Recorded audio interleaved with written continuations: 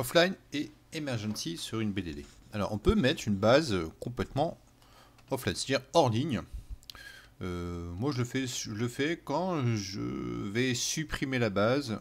Quand je sens que cette base n'est plus, elle est plus utile, hein, on peut mettre cette base offline. Avant de la supprimer, moi j'aime bien mettre la base offline et la laisser tourner, en fait, pas tourner en offline, mais j'aime bien laisser 1 à 2 semaines pour être sûr que cette base n'est pas utilisée. Ça permet de savoir s'il y a toujours des connexions qui vont dessus, des traitements. Donc au lieu de la supprimer brutalement, ce qu'on peut faire, on peut la mettre en offline. Ici, vous voyez, c'est déconnecté. D'accord.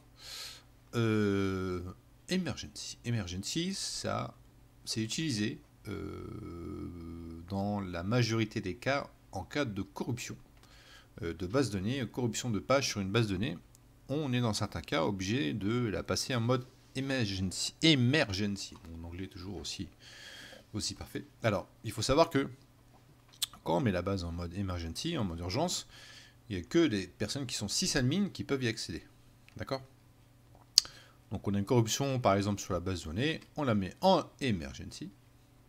Vous voyez qu'elle est en mode urgence. Bon, c'est en français, mais on a toujours accès. Moi je suis sysadmin, hein, j'ai accès aux tables hein, et tout ce qui suit. Donc là on peut faire ce qu'on veut au niveau de la corruption, réparer les pages et la remettre de suite après en offline.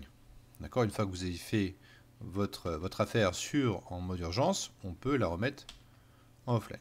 En online, pardon. D'accord? Il y a aussi un troisième mode, amusons-nous et voyons aussi ce qu'il y a dans le mode Recovery Pending.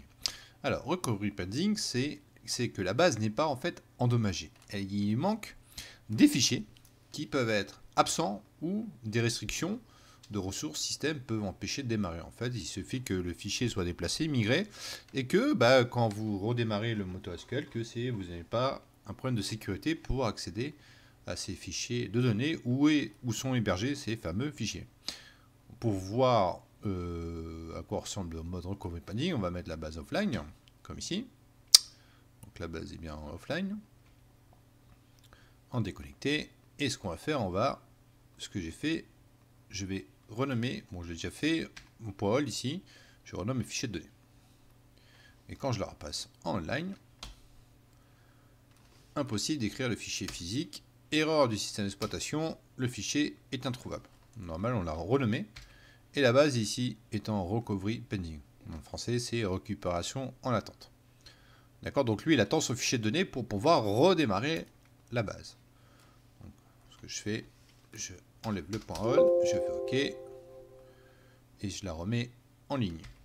Et là, la BD est revenue, il a bien retrouvé ses petits.